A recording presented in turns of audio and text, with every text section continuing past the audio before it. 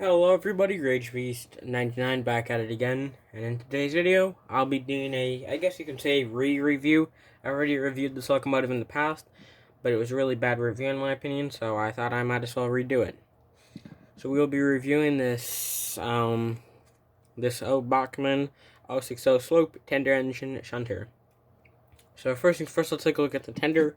We'll quickly breeze over that. Tender has the lettering, or the numbering, 2126 on the side, which let me get a lamp overage so you can see that a little bit better. Got some good cold detailing. You got some rivets on the side, rivet detailing on the side. Not too bad, but it's not at the same time jarring. This engine uses a weird coupler, which I'm pretty sure you might be able to switch out, but I already got a code for it, so I'm going to try my best to stick to this coupler design. Which maybe if I can title it differently, you can see the way that the coupler is. It actually does have some undercarriage detailing, which I only noticed until now. I got the tender peg right there. So you got some detailing on the front of the tender right there. And the reason that some tender engines were sloped, or some of the tenders were sloped, was for American railroad yards. They'd have sloped tenders just so the crew could see better to what they were coupling up to and seeing if the couplers were aligned properly. Because when you have a slope tender, it kind of gives you more of an advantage when you get to see the coupler. So yeah, so let's get this on the rails. Let's see. Believe it or not, I'm not the best at getting bogies on the rails, but most of the time I manage to do it.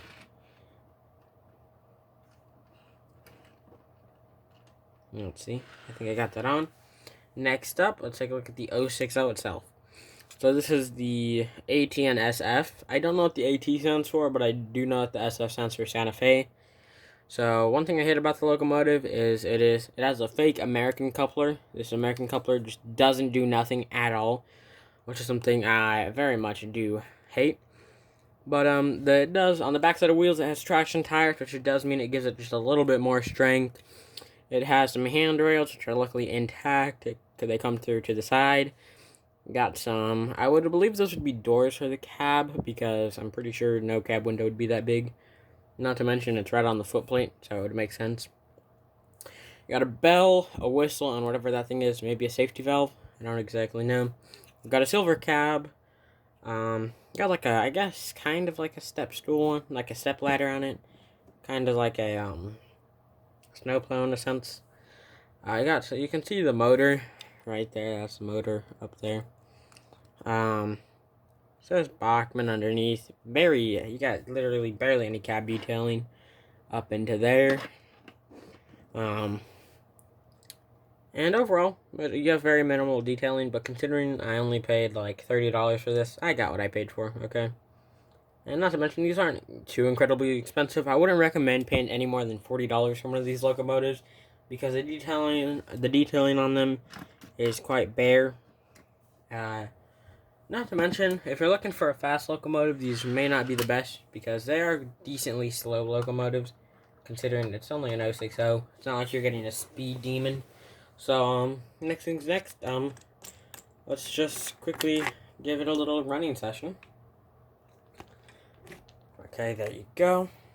So I have my controller all plugged in, which I'm actually working on a piece of wood now, because I wanted to be able to hang up some signal posts that I got with the coach that I got for this locomotive, which I actually have some news on the coach right now. Let's just give it a running session first. Which, for the people wondering, the only loop of track that I have in HO is just this straightaway. That is it. But it doesn't matter. I can still manage to get a decently good time out of this. Let me just loosen something up on my tripod real quick. I just like to have something flat, that way it doesn't hurt my hand. So I'll give it a slow running session. Past my line of Jeeps, coming up to a signal where our fire trucks are, and going past this way. And it'll come to a dead end where it has to stop, because it's going to run into the wire that leads to the lamp. Which actually I have like 2 different lamps at this point. I have this lamp that I'm using now, which it has like lavender on it, but I actually like lavender. And then I have a giant lamp up there. But I mean, it's just that without this lamp, if I just turn it off real quick, without burning myself in the light, it actually might not be possible. See how dark it gets? My camera doesn't like that. So I have to get a lamp here. So yeah, we'll run it back for you guys. Running back out. Gotta give it a little bit more power. Running it back. There you go. And turn it off. And I'm going back onto the coach. I'm gonna have to put this. I'm gonna have to put the thing back on. Alright, so going back onto the coach. Do I have my precision set of screwdrivers underneath here? I did. I don't know what happened. Let me get a screwdriver. Alright, so I got a screwdriver. So I was...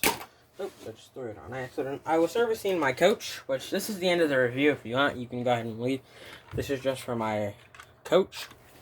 So my coach, it's a cheap coach I got. It's an Atheron's coach. I think that's how you pronounce it correctly. It's a cheap coach I got off of an app called Mercari. I paid like $12 with shipping and everything. And $12 with shipping on all taxes is pretty good in my opinion. Now, while I was servicing it, for some reason they have this really cruddy design where they have a washer. That way the screw doesn't fall through. And I lost the washer and I was using a twist tie, which I'm pretty sure if I just pull it off like that, yep, see that? Just automatically loses the bogey without that washer there. Bogey just falls straight out. Which actually, this coach came with a broken coupler, which I'm still yet to buy one. So luckily, I found a temporary way around that, and I was just searching, and I found this, and I thought it was for my Dremel, but I realized that it was metal. It's actually for the coach. So my joy has been restored. So I just wanted to get that out. So I'm just gonna install it on in this video. So let's do it. Because I didn't want to give it its own separate video. I was thinking about it, but I don't really feel like doing that. Look at how insanely long this screw is. Alright, so the way that this works is it's like a washer just to make sure that the screw doesn't fall through. I've said that a bunch of times at this point. Because look at that. That screw just pops straight on through. Let's get the washer. It's a metal washer, by the way, so it's a little bit more tough. And this coach does have a decent amount of rust on the weights. So you see that? It widens the nail just a tiny bit. Which is surprisingly all you need for this, because now, no matter how hard I try, the nail's not going to fall through. So now I can attach the bogey. Which, believe it or not, that even when the coach is on the layout, it doesn't give much room for the engine to actually run. But I'm okay with that. As long as it has a decent stretch of line to run on, I'm okay. Let's just install this screw in.